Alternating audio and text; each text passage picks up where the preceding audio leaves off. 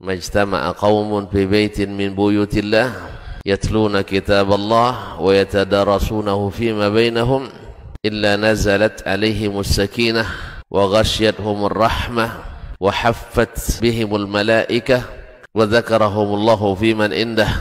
Tidaklah suatu kaum duduk di salah satu rumah Allah membaca ayat-ayat Allah dan sama-sama mempelajarinya kecuali turun kepada mereka as-sakinah, ketentraman dan kenyamanan, wa ghasyiyatuhumur rahmah, dan mereka diliputi pula oleh rahmat, kasih sayang dari Allah Subhanahu wa taala, wa haffat bihimul malaikah, dan mereka pun dikelilingi oleh para malaikat karena malaikat suka majlis-majlis zikir dan ilmu. Wa dzakarahumullahu fiman indah, dan Allah akan banggakan sebut-sebut mereka di kalangan malaikat-malaikat yang ada di sisinya, di masyarakat atas.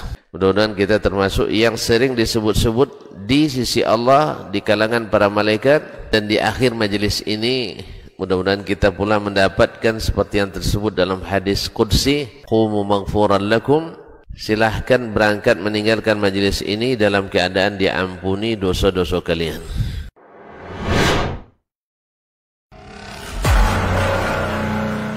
Baik. Bismillah, assalamualaikum warahmatullahi wabarakatuh. Alhamdulillahirabbil alamin, wassalatu wassalamu ala asyrafil anbiya'i wal mursalin wa ala alihi wa ashabihi rasulillahi ajmain, amma ba'd. 91,1 FM Radio Rabbani, Raja Ilmu dan Peradaban, Generasi Rabbani dan pemirsa KMTV dimanapun Anda bisa menyimak siaran kita untuk kesempatan pagi hari ini.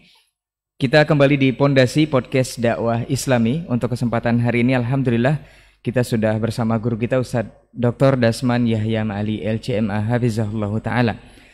Bersyukur kita kepada Allah Subhanahu wa Ta'ala atas segala bentuk nikmat dan juga rahmatnya kepada kita bersama. Salawat dan salam kepada Nabi Muhammad sallallahu alaihi wasallam. Kita bermohon salawat ini tersampaikan selalu hendaknya kepada seluruh keluarga beliau, kepada para sahabat-sahabat yang berjuang bersama beliau, juga tentunya kepada orang-orang yang senantiasa istiqamah menjaga dan menjalankan ajaran serta sunnah-sunnah beliau hingga hari kiamat kelak. Taib, Generasi Rabbani dan pemirsa KMTV, kita bahagia sekali bisa bertemu kembali di podcast ini. Dan untuk hari ini atau pagi ini, kesempatan ini kita akan membahas sebuah tema yang sangat utama. Sesuai dengan judul yang kita angkat adalah The Prime Time atau waktu-waktu yang sangat utama. Kita maklum atau tahu bahwa sudah memasuki hari ke-18, ke-18, nanti malam ke-19, nanti ada garis miringnya ya. Nanti kita akan bahas ini selama lebih kurang 1 jam ke depan, apa prime time itu dan waktu-waktu yang utama itu, apa saja yang ibadah yang lebih utama untuk kita lakukan. Kita akan bahas bersama guru kita Ustaz Dr. Dasman Yahya Ma'ali LCMA Hafizahullah Ta'ala. Assalamualaikum Ustaz. Waalaikumsalam warahmatullahi wabarakatuh. Hayakallah Ustaz. Ahlan wa sahlan. Barakallah fiik Ustaz. Jazakallah khair untuk kehadirannya di studio Ustaz, dan kita akan membahas tema yang sangat utama Ustaz. The prime time atau waktu-waktu yang sangat utama. Masya Allah. Kita tahu Ustaz, Ramadan ini kan semuanya sebenarnya utama Ustaz waktunya. Dan kita sudah bahas juga di diktat bahwa kita akan berburu berkah setiap hari, khususnya di bulan suci Ramadan ini. Tapi ada satu keistimewaan di 10 terakhir yang dikatakan dari keterangan Allah dan Rasulnya Ustaz melalui sunnah dan Al-Quran juga. Sebenarnya apa hal-hal atau hal apa yang utama yang mesti kita lakukan di waktu-waktu atau 10 terakhir Ramadan ini Ustaz? Apakah hanya kita dengar itikaf Ustaz ya, atau membaca Al-Quran, atau momen 10 terakhir ini memang biasanya kita lakukan dengan itikaf, atau seperti apa Ustaz? Nah, fadhal Ustaz. Bismillah wassalatu wassalamu ala Rasulillah wa ala alihi wa sahbihi wa mawala wa ba'du. Innal hamdalillah wassalatu wassalamu ala Rasulillah wa ala alihi wa sahbihi wa mawala ba'du. Para pendengar di 91,1 FM Radio Rabbani, Raja Ilmu dan Peradaban, ataupun yang menyaksikan melalui media Kampar Mengaji TV dan media-media lain yang ikut merilis dan merilai perbincangan kita pada hari ini. Saya ucapkan sabahul khair. Semoga waktu ini waktu yang diberkahi oleh Allah Subhanahu wa taala. Semoga setiap kata yang kita ucapkan atau sikap yang kita lakukan mendapat bimbingan dan ridha Allah Subhanahu wa taala. Khususnya di bulan yang suci ini, di bulan Ramadan. Alhamdulillah seatas segala nikmat dan karunia-Nya,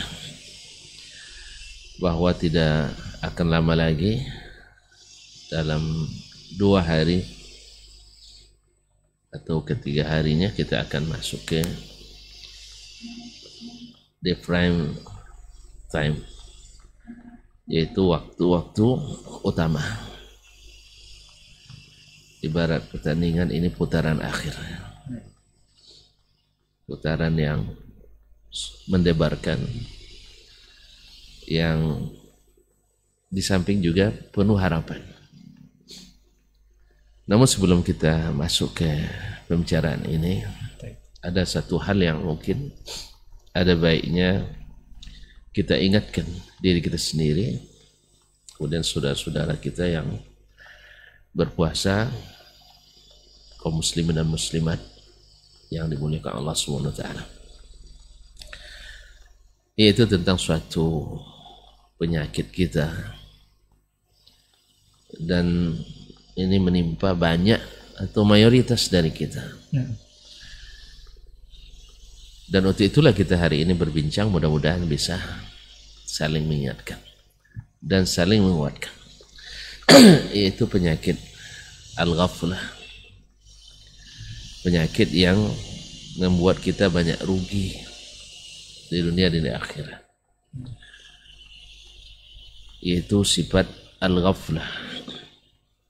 Al-ghaflah dalam bahasa Arab artinya adalah, secara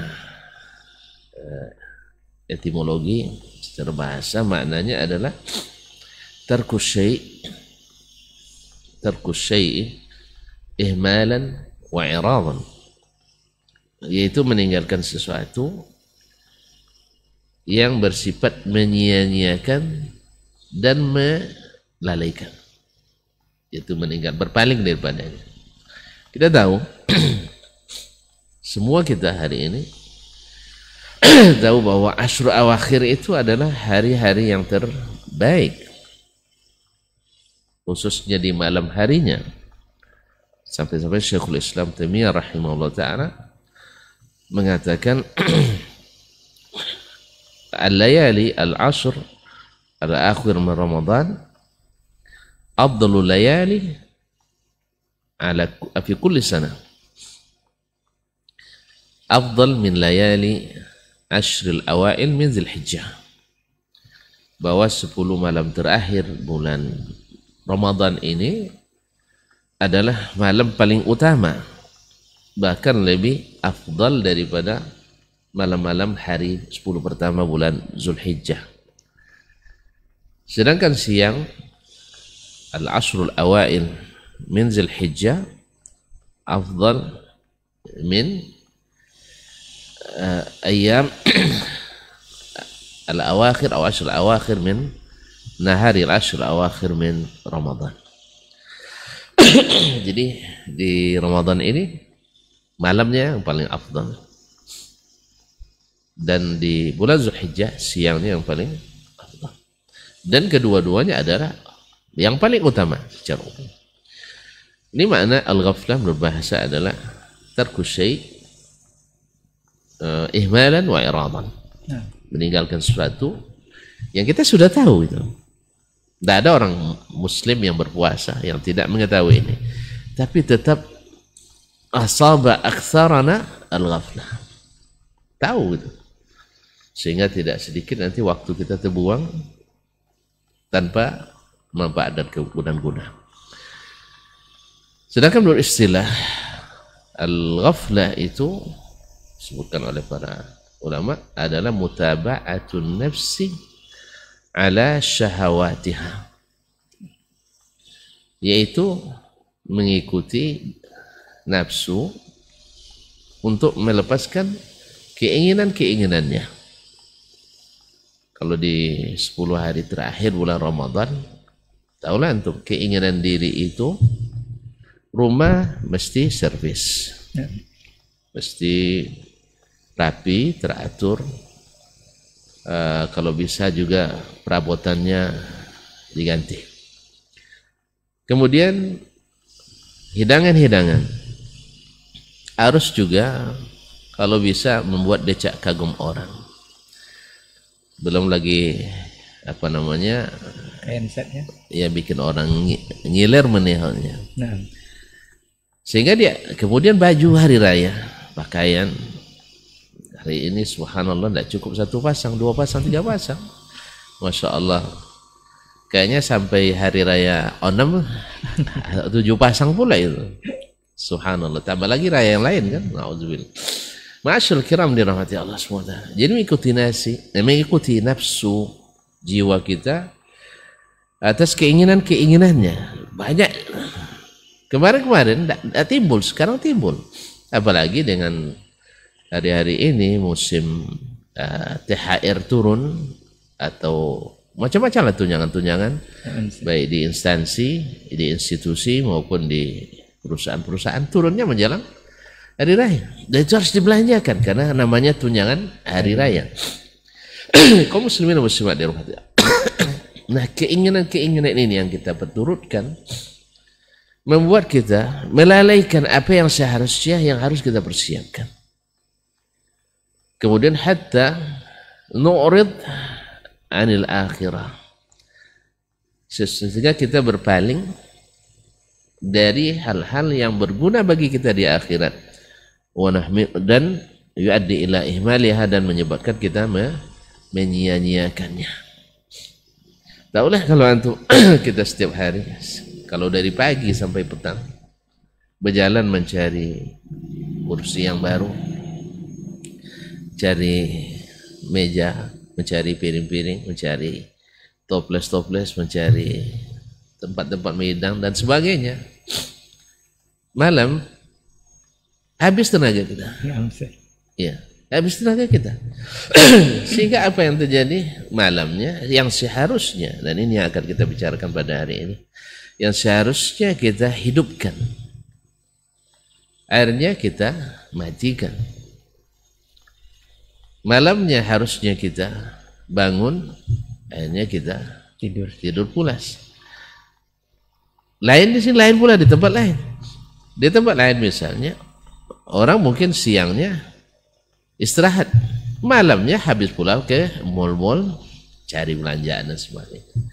Ini subhanallah kaum muslimin dan muslimat Allah, ghaflah ajibah, ya, suatu yang sangat mengerikan yang menimpa kita hari ini di seluruh semua level, di semua strata dan semua status sosial kita. Dari anak muda dah sibuklah dengan kalau dulu biasanya lepas subuh ngabuburit namanya, ya jalan-jalan, ya asmara subuh, naudzubillah, asmara subuh. Sekarang dah asmara isya, asmara macam-macam.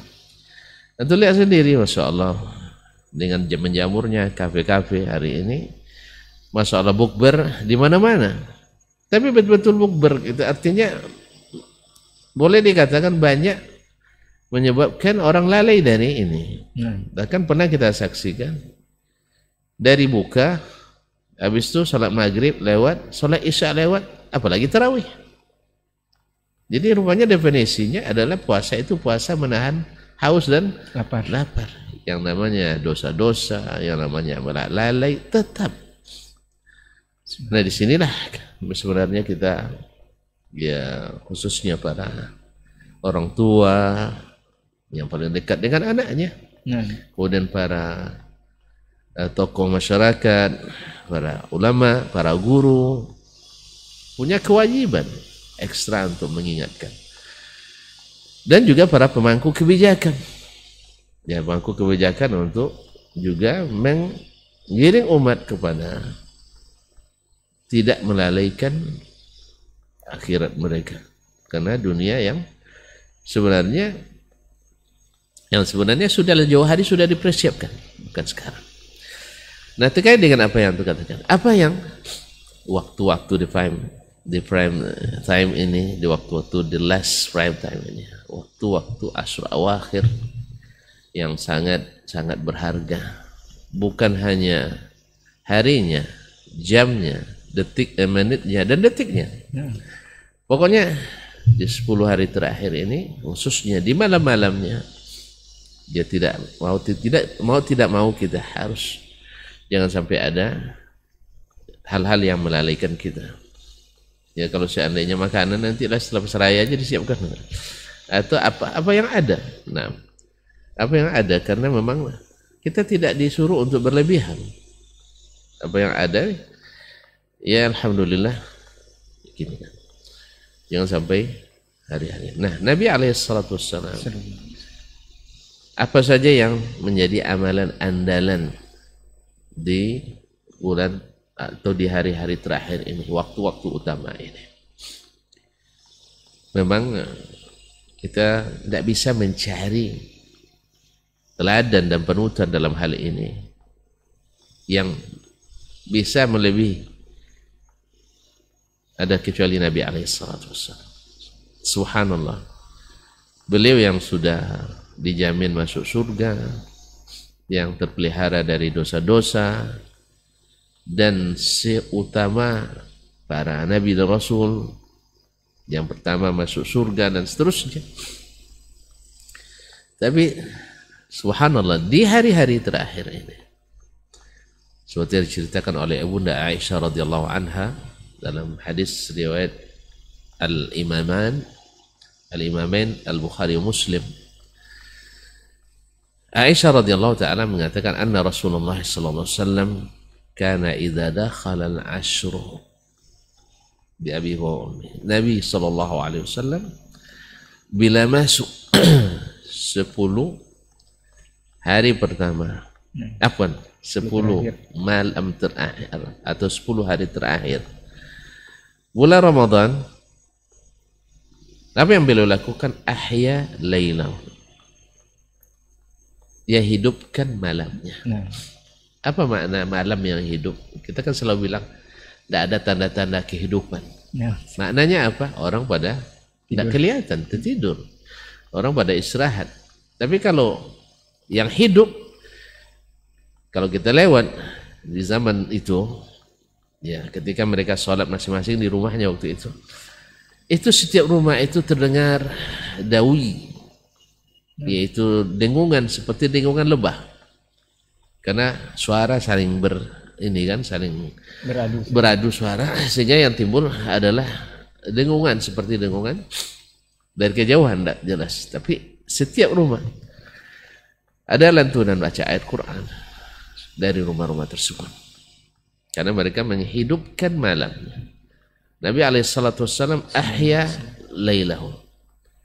Di masa Nabi alaihissalatu wassalam, beliau pernah ikut bersama kaum muslimin untuk sholat tarawih 3 atau 4 malam. Malam pertama cukup ramai karena orang belum tahu, tidak diumumkan. Malam kedua tambah ramai, hatta tadhar masjid bin nas, sampai nak muat dalam masjid. Kalau zaman sekarang dah mulai pengurus untuk membuat program perluasan masjid. Walaupun nanti di 10 pertama saja, 10 kedua sudah hilang. Nah, sudah ada kemajuan ke depan, semakin kemaju ke depan. Ma'asyarul kiram dirahmati Allah. Malam kedua ramai, malam ketiga lebih ramai lagi, dan malam keempat Nabi alaihissalatu wassalam ditunggu oleh para sahabat di masjid. Siapa yang tak salat bersama Nabi alaihissalatu wassalam? Bertemu Nabi, wajahnya yang bercahaya dan berseri-seri. Bertemu Nabi, membuat cinta kepada Islam, meningkatkan keimanan. Bertemu dengan Nabi, rahmatan lil alamin. Bertemu dengan Nabi, sejuta pahala, selaksa harapan. Subhanallah, barakat bersama Nabi alaihissalatu wassalam. Bacaan Nabi alaihissalatu wassalam ahsan al-qira'ah, sebaik-baik bacaan. Dari dialah para sahabat menerima bacaan Al-Quran Karim. Makanya ketika Ubay diminta oleh Nabi SAW untuk baca Al-Quran, aqra'u alaika wa alaika unzil ya Rasulullah. Apakah mungkin saya yang baca padahal diturunkan kepada engkau yang lebih bagus bacaan? Ya. Imamul muslimin. Mereka menunggu-nunggu Nabi SAW. Tapi Nabi SAW tidak keluar-keluar. Sampai-sampai ada yang khazafa al-khazaf. Apa nama khazaf khazaf artinya dia melontar pintu Nabi SAW kerikil kecil untuk mengingatkan Nabi lah, lebih kurang begitu. Nah, kalau kita kan ada mikrofon, salah kan ya, salat Rasulullah itu mengingatkan bahwa waktu salat. Masyaallah kiram dirahmati Allah, Nabi tak keluar. Kemudian besoknya dia katakan, la yakhfa alayya min amrikum al-bariha. Apa yang kalian lakukan semalam? Saya tahu semuanya. Karena Nabi tidak tidur dia. Nah, tidak tidur. Lakin khasyitu an tufrada alaikum fala tutiqu. Saya takut nanti kalau kalian begitu bersemangat lalu diwajibkan salat tarawih ini, kalian pasti datang. Nabi takut beralasan karena wahyu masih turun. Maka sebenarnya ini sudah sunnah Nabi SAW, salat tarawih itu berjamaah. Sebagaimana ijma' para ulama bahwa salat tarawih itu disunatkan berjamaah. Cuman ikhtilaf mereka tentang mana yang lebih afdal, salat sendiri atau salat berjamaah. Sebagian besar mengatakan berjamaah lebih afdal karena menghidupkan syiar yang telah dihidupkan oleh Nabi SAW lalu dihidupkan secara berterusan kembali oleh Amirul Mukminin Umar bin Khattab radhiyallahu anhu. Nah, ini yang pertama, ahya lailahu. Nabi hidupkan malamnya. Ulama berbeda pendapat menafsirkan ahya lailahu, apakah tidak tidur sama sekali atau tidak tidur sebagian besar malamnya. Ya, sebagian berdasarkan riwayat yang lain dari sebagian turukul hadis memang tidak tidur Nabi di malamnya, di malam-malam terakhir Ramadan. Sebagian mengatakan tidurnya sangat sedikit. Intinya malam Nabi SAW di malam-malam terakhir Ramadan adalah dihidupkan dengan qiyamul lail. Yang kedua adalah wa aiqadha ahlahu. Nabi SAW ini kan bagian daripada pendidikan bahwa ketika seseorang beramal kebaikan dia tidak melupakan orang-orang lain, utamanya orang-orang paling dekat dengan dirinya. Yang paling dekat dengan dirinya ahlahu wa aiqadha ahlah.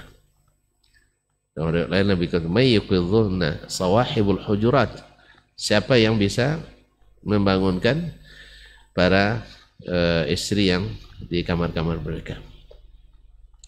Ma'asyar kiram dirahmati Allah, wa aiqadha ahlah, karena ini bagian daripada pendidikan. Nabi tidak ingin sendiri mendapat kebaikan ini, sehingga sahabat para istrinya, keluarganya dibangunkan oleh Nabi SAW, sehingga ini juga menjadi sunnah yang harus dihidupkan oleh seluruh kaum muslimin di saat di bulan-bulan atau hari-hari terakhir ini mereka membangunkan keluarganya. Kemudian Nabi SAW, nah, di antara yang dia lakukan itu seperti dalam sahih tadi, wasyaddal mi'zar. Wasyaddal mi'zar yaitu mengikatkan kain pinggangnya atau kain sarungnya. Para ulama kaum muslimin dan muslimat dirahmati Allah SWT, beliau menafsirkan syaddal mi'zar kinayah, yaitu di malam terakhir Ramadan, 10 malam terakhir Ramadan, Nabi SAW sama sekali tidak melakukan hubungan suami istri, dikerjakan mi'zarnya. Seperti kata Aisyah radhiyallahu anha, idza kuntu haidan syaddadtu ala farjil mi'zar. Saya mengencangkan ikat pinggang saya, fayubashiruni wa ana haid. Lalu Nabi SAW mengauli saya, dia di atas izar, tidak berhubungan suami melalui tempat haidnya. Nah, Nabi alaihissalatu wasallam syaddal mi'zar, kinayah bahwa tidak melakukan hubungan suami istri. Ini dikuatkan dengan Nabi SAW selalu itikaf. Dan itikaf salah satu pembatalnya adalah berhubungan suami istri. Wala tubashiruhunna wa antum akifuna fil masajid. Ini menguatkan tafsir bahwa ini adalah syaddal mi'zar, artinya tidak melakukan hubungan suami istri setelah masuk 10 malam terakhir Ramadan. Ada yang mengatakan syaddal mi'zar artinya kinayah al-ijtihad wal mukabadah wal mujashama li al-ibadah. Yaitu kinayah juga bahwa seseorang kalau apabila bekerja keras, dia juga menguatkan ikat pinggangnya supaya tidak lepas ketika bekerja. Ini juga bahasa kinayah, dan dua-duanya makna ini mewakili atau bisa dimaknai dengan tidak berhubungan suami istri dan benar kenyataannya, dan juga artinya mengencangkan ikat pinggang untuk bersungguh-sungguh, lebih bersemangat, berjihad, bersemangat untuk beribadah di 10 malam terakhir Ramadan ini. Baik. Ma'asyal kiram. Kemudian yang keempat yang dia sering yang tidak ditinggalkan oleh Nabi alaihissalatu wassalam adalah i'tikaf. Wal i'tikafu menurut bahasa kan luzumus syai', yaitu selalu berada dengan sesuatu. Artinya akaftu ala amali, saya i'tikaf mengerjakan pekerjaan. Artinya saya selalu mengerjakan ini. Nah,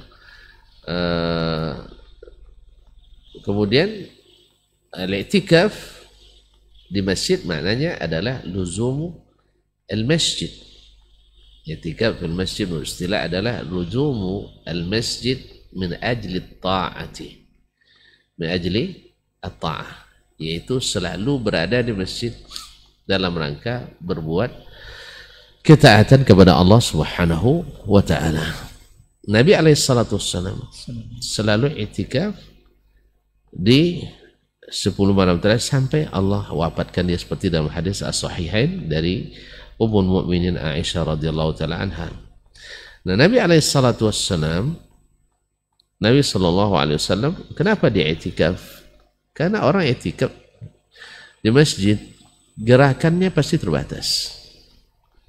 Gerakan terbatas, gerakan yang sifatnya melalaikan keluarga, jual beli, kan tadilah. Kalau sekarang kita tidak i'tikaf misalnya di akhir Ramadan ini, tentu jual beli tinggal. Tidak, kalau kita tidak i'tikaf, tentu kita akan melakukannya. Teringat beli ini, pergi beli ini. Tapi kalau i'tikaf, tidak, kecuali itu batalkan i'tikaf. Demikian juga dengan keluarga. Ketika kita tidak i'tikaf, ya kalau tinggal dengan istri, tidur dengannya misalnya, pasti akan melakukan sesuatu, dan juga ini memakan waktu dan juga energi.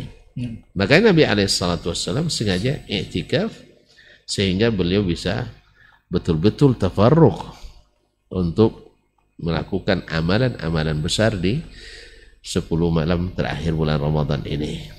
Karena apa? Karena ibarat sebuah pertandingan, Syekh. Orang di final tidak boleh lalai. Ini final ini. Bukan hadiahnya ini penentuannya. Baik. Penentuan hadiah terbesar di bulan Ramadan adalah Lailatul Qadar. Kalau itu Nabi alaihissalam memang untuk itu salah satu tujuannya adalah berburu Lailatul Qadar.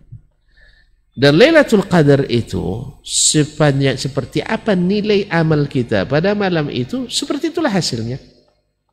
Lailatul Qadri khairun min alfi syahr, yaitu malam Lailatul Qadar itu lebih baik dari 1000 bulan. Andainya antum salat malam itu, salat terbaik sepanjang hidup. Kemudian sedekah malam itu, sedekah terbaik sepanjang hidup. Zikir dan doa terbaik sepanjang hidup. Dan seluruh baca Al-Quran terbaik sepanjang hidup di malam Lailatul Qadar. Bayangkan hadiahnya. Nah, Nabi tidak mau menyia-nyiakan itu. Tidak mau menyia-nyiakan itu. Dan adanya di 10 malam terakhir. Dan lebihnya lagi diharapkan di malam-malam ganjil. Nah. Makanya Nabi mulai masuk itikafnya tanggal malam 21. Ketika terbenam matahari masuk malam 21 sampai terbit fajar pada hari Al-Aid, Lailatul Aid. Sampai Lailatul Aid. Ma'asyiral kiram dirahmati Allah Subhanahu wa taala. Ini itikaf, itulah sebabnya Nabi alaihi salam itikaf. Nah, sekarang mungkin ada pertanyaan, Lailatul Qadar tahun ini kira-kira di malam keberapa? Nah, Soalnya malam ganjil kita berbeda. Ya, sekarang kan malam ini malam 19 sih. 19 ya. nah, Ustaz. Lusanya malam 20. Dan setelahnya baru 21. Nah, bagi sebagian malam ini sudah malam 21. Bagi yang puasa Jumat. Bahasa besok itu malam 21 bagi yang puasa hari Sabtu. Nah. Dan malam lusanya itu malam 21 bagi yang puasa, yang mazhabnya ingin lambat puasa, ingin cepat haraya. Nah, ini juga semakin membuat kita tidak boleh nyanyikan setiap malam. Mana tahu yang benar yang Jumatnya, dan mana tahu yang benar adalah puasa Sabtunya, mana tahu yang benar adalah Ahadnya. Maka tidak boleh satu malam pun disisiakan. Ini untuk tahun ini secara khusus ini. Ya, Nabi alas. Sebab apa? Kita sekarang bingung mana layalul witirnya yang mana ini? Nah. Berbeda kan? Malam ini kah? Atau malam esok? Atau malam lusa? Baik.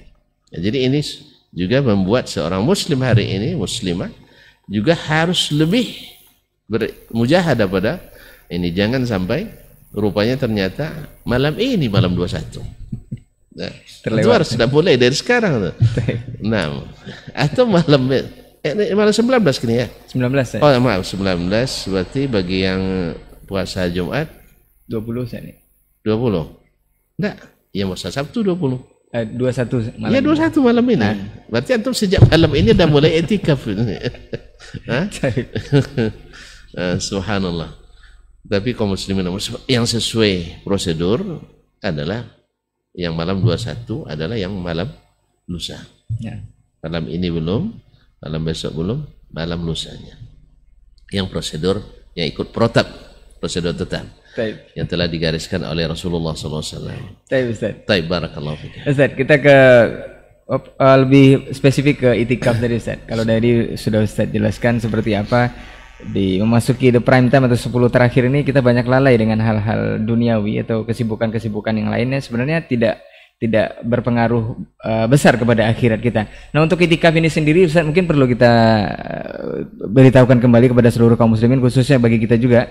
Sebenarnya syarat dan ketentuannya itu seperti apa Ustaz? Karena ada yang menghubung-hubungkan atau membenarkan juga bahwa syariat ini atau itikaf ini itu sesuai dengan amalan Nabi sebelum diangkat menjadi Rasul ketika di Gua Hira Ustaz, yang bertahanus atau apa seperti apa Ustaz?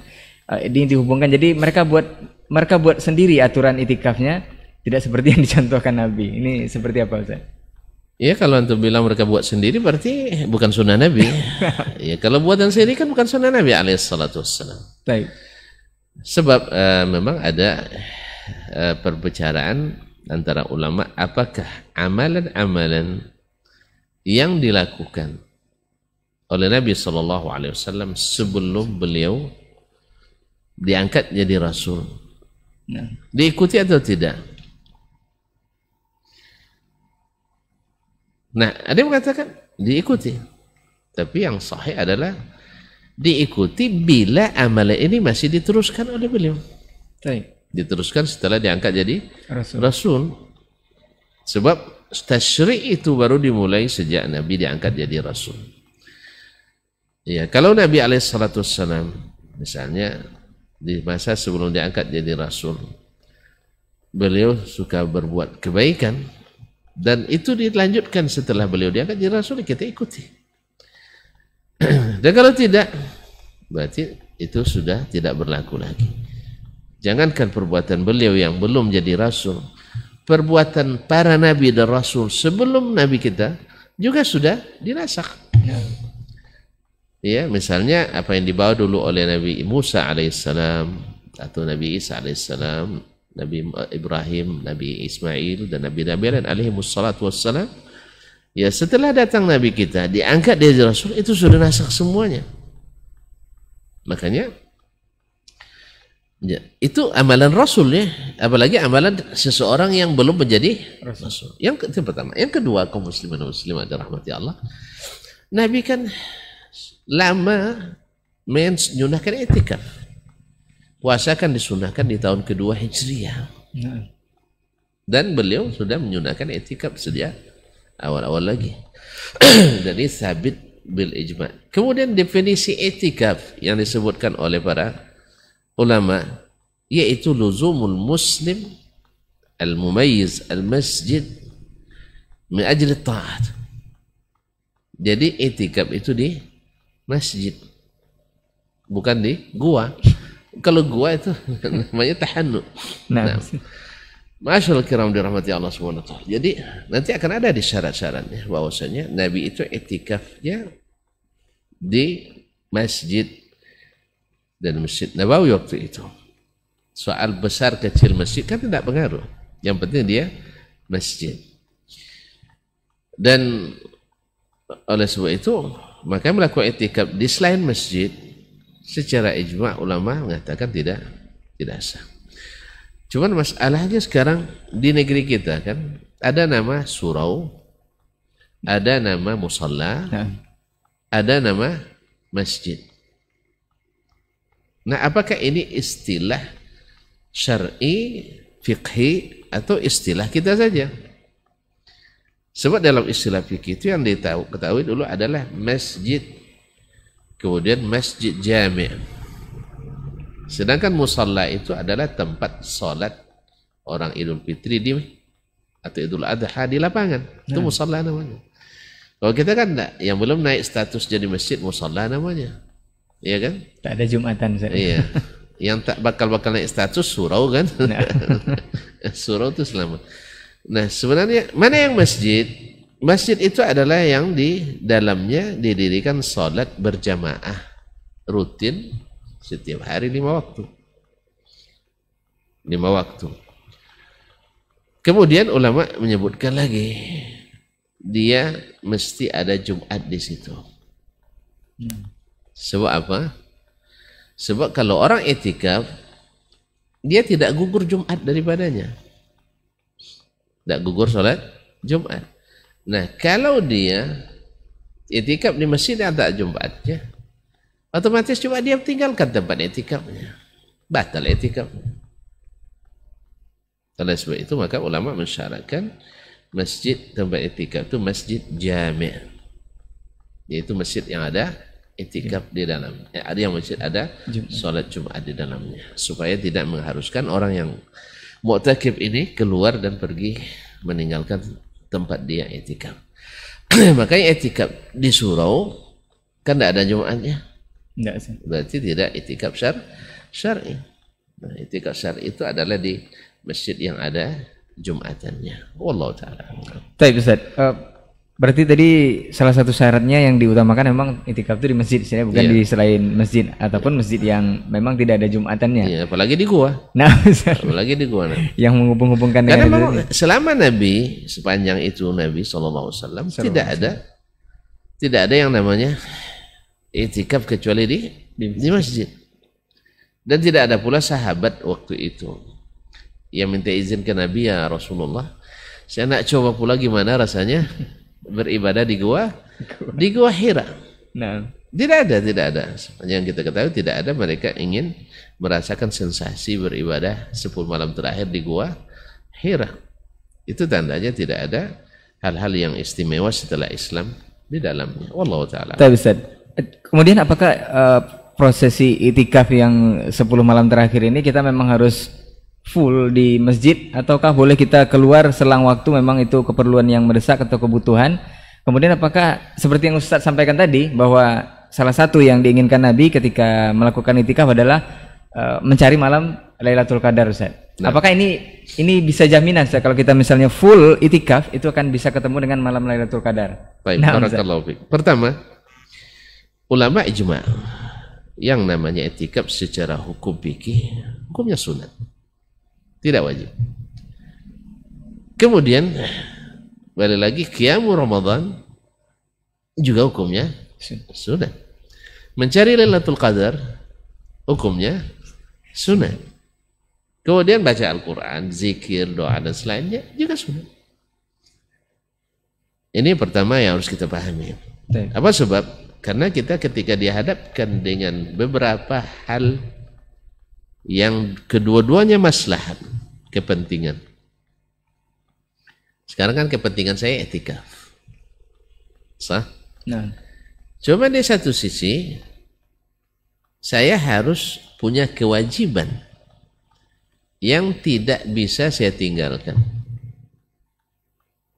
Nah, di mana yang didahulukan? Nah, Kewajiban saya. idza ta'aradat maslahatan. Yang pertama, idza ta'arada al-wajib ma'al mandub. Itu tidak ada khilafnya, yang kita ketahui bahwa yang wajib mesti didahulukan. Nah. Cuman kan wajib ini kan ada bertingkat pula. Ada wajib faid, ada yang kewajiban yang kalau tidak dikerjakan sekarang tidak bisa diganti. Dan ada kewajiban yang bila tidak dilaksanakan sekarang bisa diganti dengan masa yang lain. Nah, yang seperti ini mungkin kita dahulukan ini. Terus ya?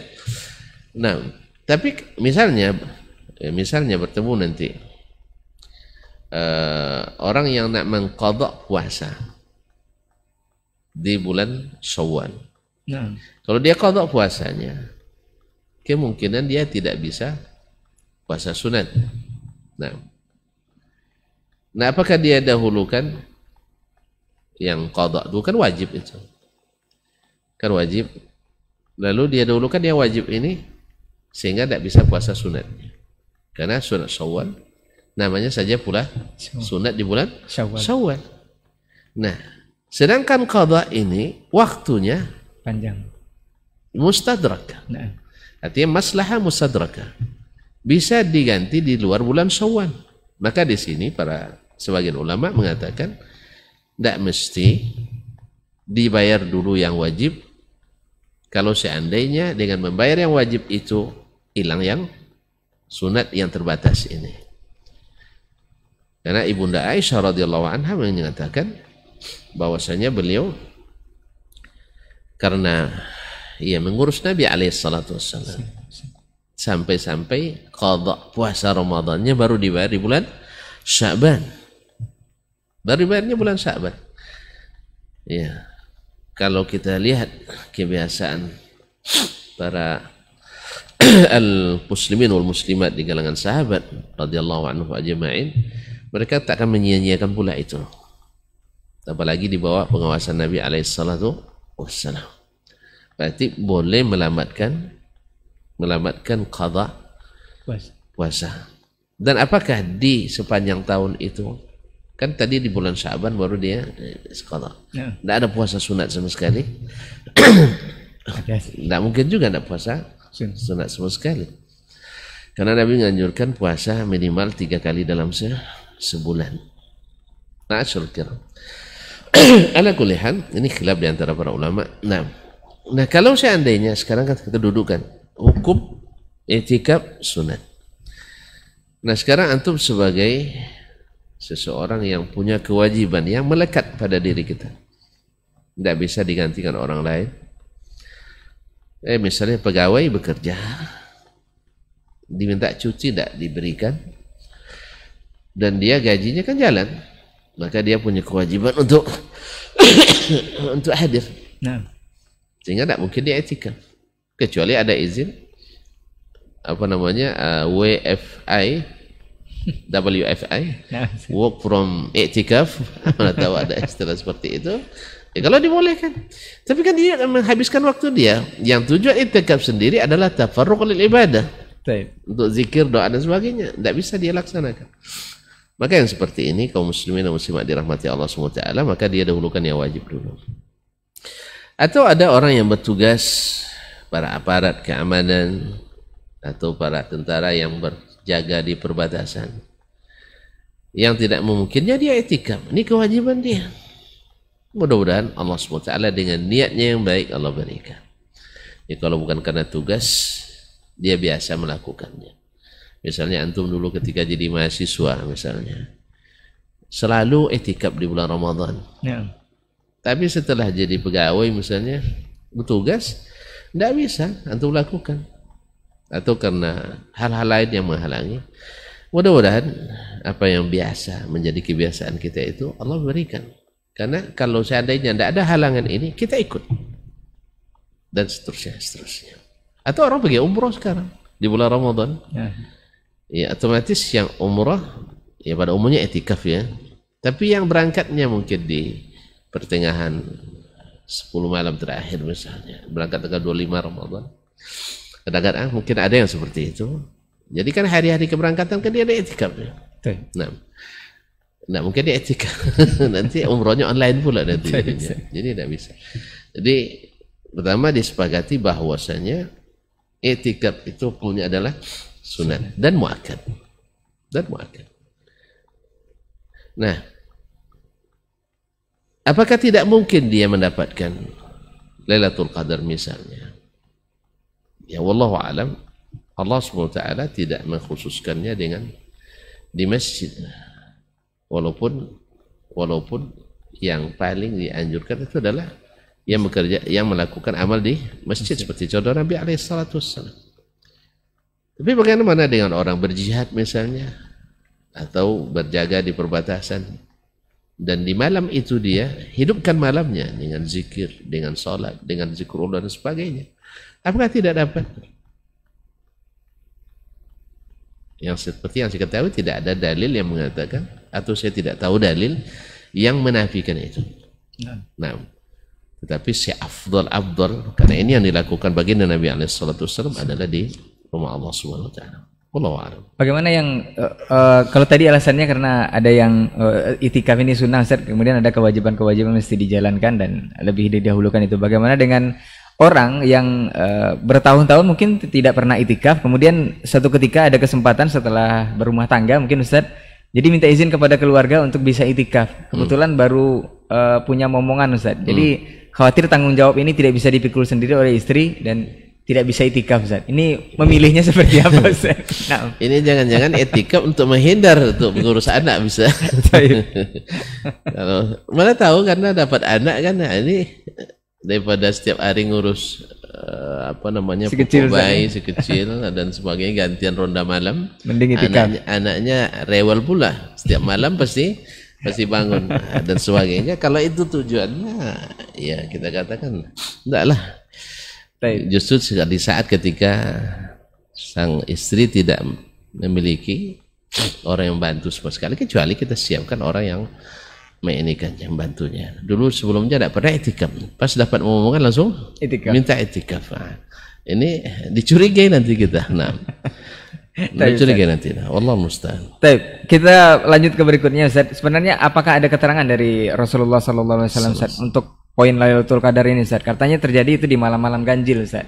Tapi dari keterangan syariat bahwa 10 terakhir itu semuanya waktu-waktu yang sangat utama, Ustaz. Apakah orang yang mengincar di malam-malam ganjil saja itu akan bisa beroleh malam Lailatul Qadar itu, seperti yang keterangan bahwa di malam itu katanya di malam dititik beratkan di malam ke-27, Ustaz, karena ada ritual juga dari sebagian besar masyarakat kita yang menghidupkan cahaya atau lilin di rumahnya, katanya ada arwah-arwah yang akan datang di malam itu. Kemudian ada juga yang menghidupkan malam itu dengan bahwa pada malam 27 itu nanti akan orang yang mendapatkan Lailatul Qadar akan melihat pohon-pohon sujud, kemudian tenang sekali suasananya. Apakah memang seperti itu gambarannya atau memang seperti apa ini, Ustaz? Nah. Barakallahu fik. Malam Lailatul Qadar ya didapatkan oleh orang-orang yang menghidupkannya. Dan siapa yang menghidupkannya setiap malam, Asyur-Awakhir setiap malam, bukan hanya nunggu malam ganjil saja. Nah, walaupun malam ganjil lebih diutamakan, insya Allah pasti dapat. Yang kedua tadi sudah kita katakan, apalagi tahun ini terjadi ikhtilaf syadid. Jadi antum harus menghidupkan setiap malamnya. Mulai malam ini. Mulai malam ini. Kalau antum ragu, tapi kalau tidak, berarti mulai nanti pada malam lusa. Nah, karena yang sesuai SOP memang seperti itu, malam lusa. Ma'asyarul kiram dirahmati Allah. Nah, bulan Lailatul Qadar ini Nabi suruh kita. Pertama beliau sendiri kan yataharra Lailatul Qadar. Beliau sendiri yang mencari. Itulah dia etika. Kemudian Nabi SAW tunjuk kepada kita bahwasanya annaha fi layalil witr, bahwa itu terjadi pada malam-malam ganjil. Berat lain mengatakan, Nabi SAW mengatakan iltamisuha bitis'atin tabqa au sab'atin tabqa au khamsin tabqa au thalathin tabqa.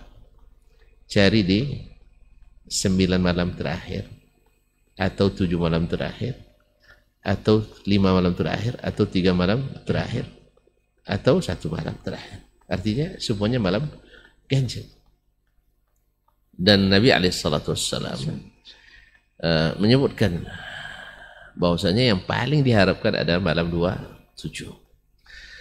Nah, dengan paling diharapkannya malam 27 karena ada beberapa sahabat yang bermimpi dan Nabi juga sendiri melihat Lailatul Qadar itu pada malam 27. Ma'asyarul kiram dirahmati Allah. Apakah harus kita melakukan ritual-ritual tertentu? Dulu namanya malam sajadah, namanya di kampung kami dulu tuh. Entah kenapa pula malam sajadah namanya. Jadi sehingga dibuat pelito-pelito, lampu-lampu togo dibuat dari bambu. Kayaknya sekarang dihidupkan lagi sebagai kearifan lokal kan, untuk tingkat apa? Ini disebut dengan pelito sajadah atau lampu sajadah. Entah kenapa. Mungkin dari sujud tadi mungkin. Nah, jadi supaya pohon-pohon itu nampak sujudnya barangkali. Ini semuanya bahwa ada yang katanya di malam itu dia pergi ke sungai, gantung kainnya. Rupanya setelah itu pohonnya naik lagi. Awalnya pohon tumbang kan, habis itu tak naik lagi.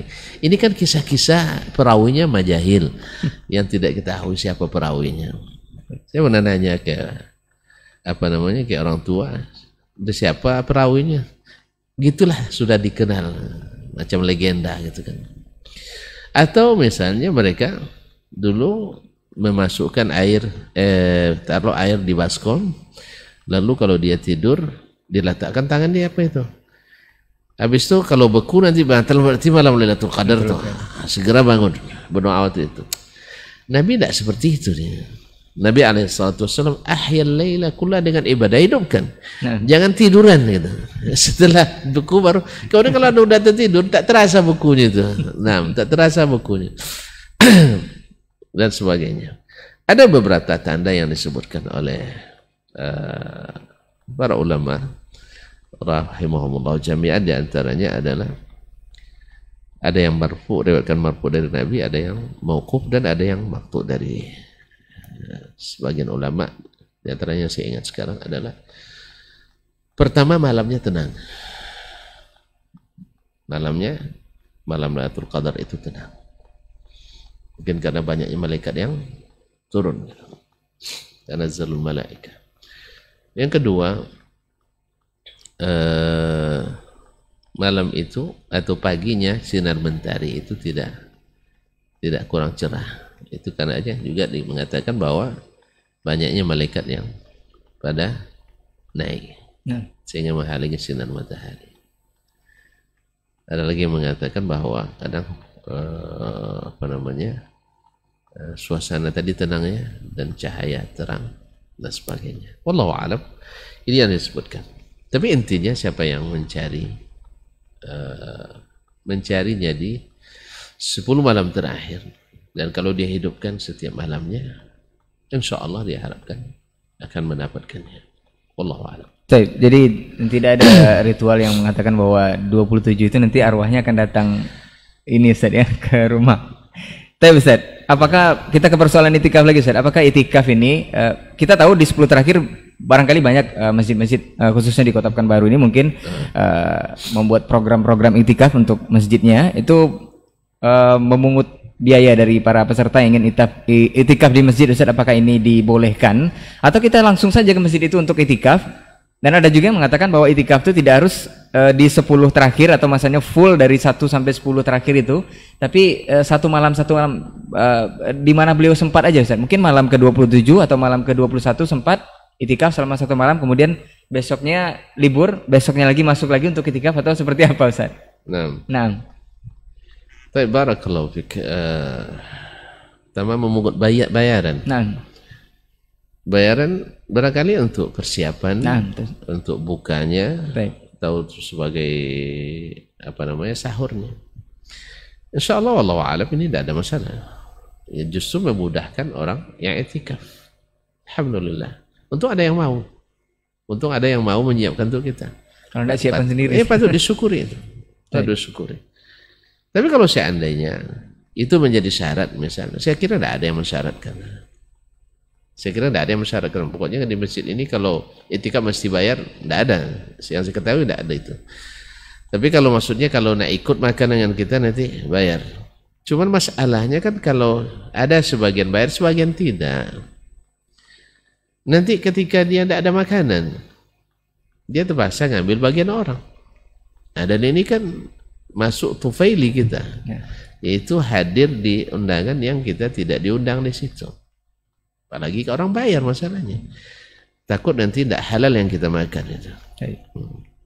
Kalau seandainya antum nak i'tikaf dan di situ ada ini disiapkan dan harus bayar untuk itu, kalau misalnya takut nanti mungkin yang ngantar makanan berhalangan, keluarga kita tidak sempat ngantar, mungkin lebih bagus ikut dengan jemaah yang lain saja, supaya nanti kita tidak ragu makan sesuatu yang tidak dihalalkan untuk kita. Yang kedua, ada masjid-masjid yang memang Masya Allah, yang Allah berikan kelebihan kepada para pengurusnya atau para pembangunnya, yang bukan bayar, tapi mereka justru yang menyiapkan secara gratis. Dan itu subhanallah, semoga Allah memberkahi. Ini justru orang yang ingin mendapatkan pahala banyak sekali. Mungkin dia dapat pahala 1000 orang puasa, 1.000.000 orang puasa, 10.000 orang puasa. Bayangkan kalau dia bukakan setiap hari, siapkan perbukaan dan sahur. Dan bil munasabah, kan kita selalu bahasa hadisnya kan man fattara sa'iman, menyiapkan perbukaan orang yang puasa. Para ulama sebagian menyebutkan bukan hanya buka, sahur juga masuk karena membantu orang puasa. Man jahaza ghaziyan faqad ghaza. Siapa yang menyiapkan orang pergi berperang sama dengan orang yang berperang pahalanya. Sekarang menyiapkan sahur untuk orang yang akan berpuasa sama dengan orang ikut berpuasa. Makanya perkataan Nabi SAW, man fattara sa'iman yakhruj alal ghalib. Artinya ghalibnya orang ini perlu disiapkan makanan ketika berbuka. Makanya dapat pahala seperti orang ini. Padahal masuk bahkan makanan yang disiapkan ketika sholat tarawih. Mana tahu kan di sela-sela sholat tarawih ada yang menyiapkan makanan ringan, kue-kue, bahkan mungkin sate juga mungkin ada disiapkan untuk itu. Ini masuk dalam bagian man fattara sa'iman insyaallah taala. Jadi yang satu malam tadi saya bakal terhitung itikaf itu seperti apa? Nah, itikaf satu malam. Pertama, ulama menyebutkan ada itikaf kulli, sifatnya lengkap dari malam 21 sampai malam Idul Fitri atau sampai malam Idul Fitri. Ma'asyar kiram dirahmati Allah, ini lengkap. Ada yang juz'i. Juz'i ini ada dua lagi. Ada yang sebagian dari waktu siang atau malam. 2 jam, 3 jam, 4 jam, 5 jam. Ada yang memang dari pagi sampai terbenam matahari. Sehari, atau dari terbenam matahari sampai terbit selesai salat subuh, atau mungkin juga syuruk dia. Ini juga dinamakan i'tikaf. Oleh sebab itu ada yang lengkap, ada yang juz'i. Nah, sebagian mengatakan baru dikatakan i'tikaf bila selesai 1 hari atau 1 malam penuh. Adapun i'tikaf ya setelah tarawih baru datang, nanti menjelang sahur pergi lagi.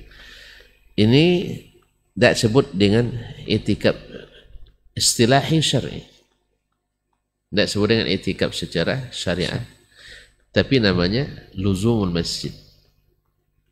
Karena apa? Karena dalam hadis-hadis tentang itikaf itu disebutkan adalah itikaf lailah atau itikaf yaum, yaitu itikaf semalam atau itikaf sehari.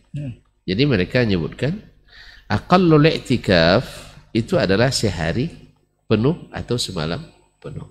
Yang kurang daripada itu tidak disebut i'tikaf secara istilah syar'i. Wallahu a'lam. Baik Ustaz. Nah, apakah berpahala? Ya tetap. Nah, insyaallah antum masuk ke rumah Allah, ya, menjadi tamu Allah, diisi dengan zikrullah, salat, sunat, salat wajib dan sebagainya. Atau mungkin juga antum memberikan ilmu. Kalau antum ustaz misalnya, ada pahalanya insyaallah. Apalagi kalau sampai di situ bagi-bagi sedekah pula pada orang etikaf kan. Nah, apalagi sampai ke pengurus masjid, saya mungkin karena tidak bisa etikaf karena ini dan itu. Cuman saya ingin dapat pahala orang-orang etikaf ini. Pokoknya sahur mereka, buka mereka selama etikaf saya tanggung sendiri. Kan ada orang diberikan Allah kelebihan itu. Nah, tanggung sendiri. Masya Allah, tabarakallah. Data yang lain lagi, oh udah ada yang nanggung misalnya, enggak, saya tambahkan lauknya supaya mereka lebih bersemangat dan semangat, bukan semangat tidur ya, semangat bergizi beribadah. Allah musta'an. Ustaz, mengenai itikaf ini lagi Ustaz, apakah itikaf ini memang kita lebih mengenal itikaf ini di 10 terakhir Ramadan Ustaz, di prime time ini. Apakah itikaf ini memang bisa dilakukan di selain Ramadan atau secara umum itikaf boleh dilakukan. Nabi pernah itikaf dia 10 malam pertama, 10 malam kedua, 10 malam terakhir. Pernah dilakukan Nabi SAW. Akhirnya di akhir-akhirnya dia thabit alal ashr awakhir. Karena sudah diberitahukan oleh Allah melalui Jibril bahwa Lailatul Qadar itu di 10 malam terakhir. Kalau di luar Ramadan, Ustaz, dibolehkan itikaf atau seperti apa, Ustaz? Sebentar. Nah, jadi Nabi Alaihissalam di tahun terakhir beliau hidup, beliau itikaf 20 hari. Dari malam 11 sampai malam terakhir Ramadan itikafnya. Nah, adapun apa tadi pertanyaannya? Di luar Ramadan, sebagian ulama mensyaratkan puasa bagi orang yang itikaf. Itikaf itu hanya di bulan puasa saja. Nah, ya. Kalau tidak puasa berarti tidak itikaf. Berarti kalau di luar Ramadan tidak ada itikaf. Nah, wallahu a'lam. Sebagian mengatakan tidak. Sebab pernah ada orang yang mengatakan, atau Umar atau selainnya menanyakan Nabi SAW, saya bernazar ya Rasulullah, bila Allah bukakan Mekah kepadamu, artinya Fatu Mekah, menang Nabi SAW, saya etikaf di Baitul Maqdis semalam. Kata Nabi SAW, etikaflah di Masjidil Haram. Lalu dia bilang, ya Rasulullah di Baitul Maqdis katanya. Kata Rasulullah, etikaf hahuna, etikaf di Masjidil Haram. Tetap dia juga bilang Baitul Maqdis. Izan, kalau gitu serah kamu. Nabi arahkan ke yang lebih afdal. nah, Di Masjidil Aqsa 500 kali, Masjidil Haram 100.000 kali, kemudian lebih dekat. Tapi dia tetap bilang di masjid. Nah di situ wallahu alam tidak disebutkan i'tikaf di bulan Ramadan dan bulan-bulan puasa. Maka wallahu alam, maka i'tikaf juga dibolehkan di selain bulan Ramadan. Walaupun di bulan Ramadan lebih dikuatkan. Wallahu alam. Masya Allah Ustaz. Sudah lebih kurang hampir 1 jam Ustaz kita berbincang mengenai the prime time atau waktu yang utama, khususnya permasalahan itikaf dan juga Lailatul Qadar Ustaz. Mungkin terakhir yang ingin kita dengarkan dari Ustaz sebagai haran atau nasihat juga Ustaz, jika 10 terakhir ini kita memang maksimalkan dengan iktikaf dan berbagai macam ketaatan kepada Allah Subhanahu wa taala, khususnya ibadah iktikaf ini, apakah ada jaminan kita bisa bertemu Lailatul Qadar? Kemudian apakah kita akan dijamin juga saldo dosa kita akan 0 seperti kata Ustaz kita, bahwa akan mendapatkan ghufira lahu ma taqaddama min dzambi ini Ustaz? Kemudian bagaimana untuk menyemangati kita semua agar tidak ghaflah tadi Ustaz? Nah, fadhal Ustaz. Tabarakallahu fik. Sebelumnya untuk i'tikaf itu kan ada syarat-syaratnya. Baik. Ada rukunnya. Dan tentu ini harus diutamakan. Berarti orang harus dengan ilmu.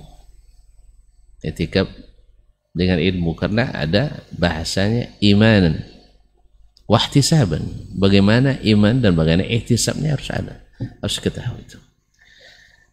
Maka para ulama menyebutkan bahwa etikaf itu tidak sah kecuali dengan 6 atau 5 syarat. Yang pertama adalah niat. Niat antum etikaf apa? Karena niat itu bunyinya mudah. Karena ada niat, kadang wallahu a'lam, kadang karena teman ikut, saya ikut pula. Misalnya, lupa dia lillahi ta'ala untuk melaksanakan perintah Allah. Yang kedua, etikaf itu tidak sah kecuali dari seorang muslim yang mumayyiz. Seorang muslim yang mumayyiz. Tapi boleh enggak anak-anak ikut etikaf? Boleh saja. Asal aman, tidak mengganggu. InsyaAllah, karena termasuk waktu membiasakannya. Kan banyak juga bawa anaknya tidur di masjid untuk menjinakkan dengan masjid. Yang ketiga kita sebutkan tadi, etikaf mesti di masjid. Jadi bukan di selain masjid. Dan masjid yang dimaksud adalah masjid yang ada seperti pada yang keempat, masjid yang didirikan padanya sholat jamaah. Sholat jamaah dan juga sholat Jumat. Atau masjid jami'. Karena kalau seandainya tidak, jamaah kan wajib baginya, apalagi Jumat. Jamaah kan wajib baginya, apalagi Jumat. Kemudian yang kelima adalah suci dari hadas besar. Suci dari hadas besar. Nah, bila seseorang berhadas besar, segera dia harus mandi, karena seseorang yang berhadas besar tidak boleh berdiam di masjid. Ya, tidak boleh diam di masjid. Makanya dilarang wala tubasyiruhunna wa antum aakifuna fil masjid. Jangan kamu dekati istri-istrimu itu padahal kamu dalam keadaan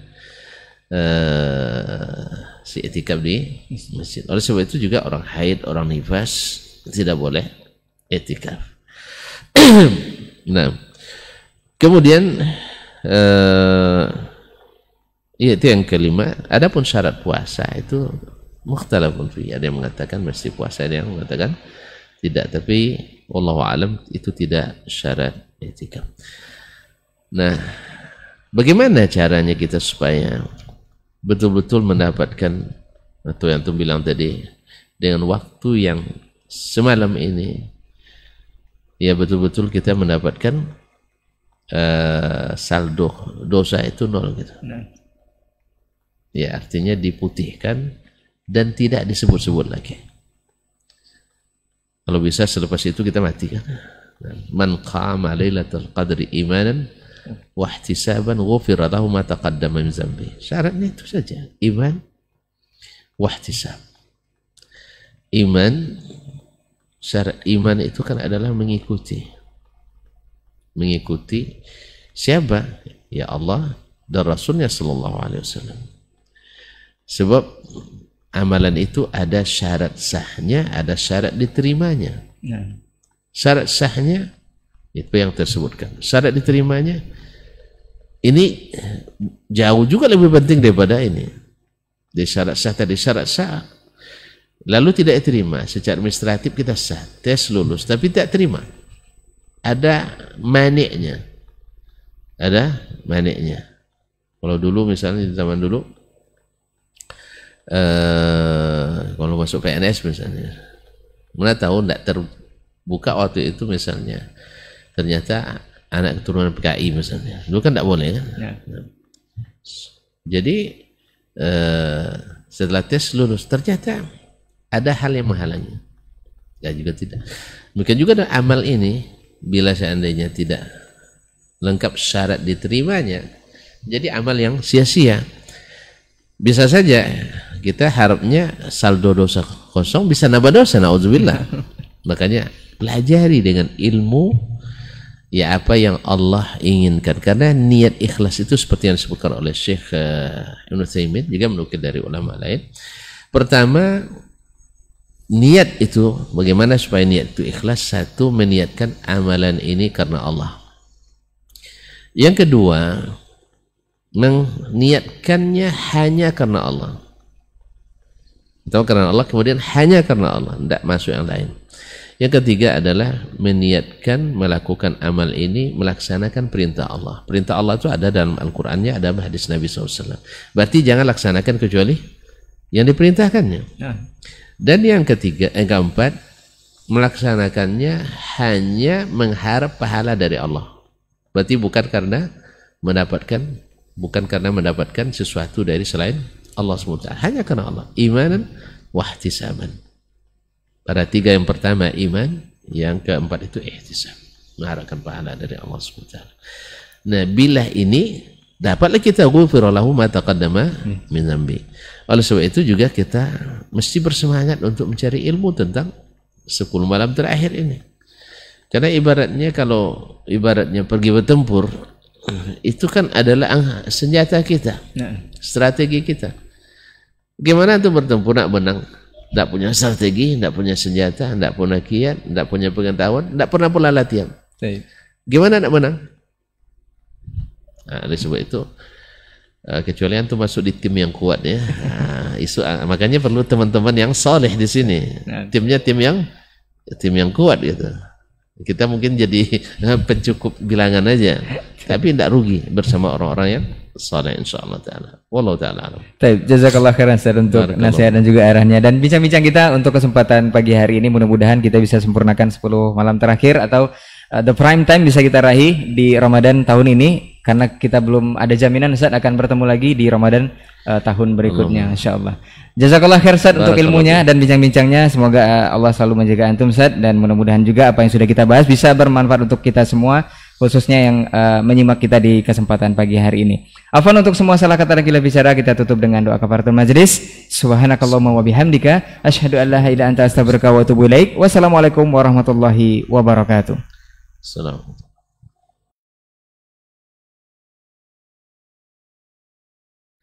Majtama'a qaumun fi baitin min buyutillah yatluna kitab Allah wa yatadarasunahu fima bainahum illa nazalat alaihimus sakinah wa ghashiyatuhumur rahmah wa haffat bihimul malaikah wa dzakarahumullahu fiman indah. Tidaklah suatu kaum duduk di salah satu rumah Allah, membaca ayat-ayat Allah dan sama-sama mempelajarinya, kecuali turun kepada mereka as-sakinah, ketentraman dan kenyamanan. Wa ghasyiyatuhumur rahmah, dan mereka diliputi pula oleh rahmat, kasih sayang dari Allah Subhanahu wa taala. Wa haffat bihimul malaikah, dan mereka pun dikelilingi oleh para malaikat, karena malaikat suka majelis-majelis zikir dan ilmu. Wa dzakarahumullahu fiman indah, dan Allah akan banggakan sebut-sebut mereka di kalangan malaikat-malaikat yang ada di sisinya, di masyarakat atas. Mudah-mudahan kita termasuk yang sering disebut-sebut di sisi Allah, di kalangan para malaikat, dan di akhir majelis ini mudah-mudahan kita pula mendapatkan seperti yang tersebut dalam hadis qudsi, qumu maghfuran lakum, silahkan berangkat meninggalkan majelis ini dalam keadaan diampuni dosa-dosa kalian.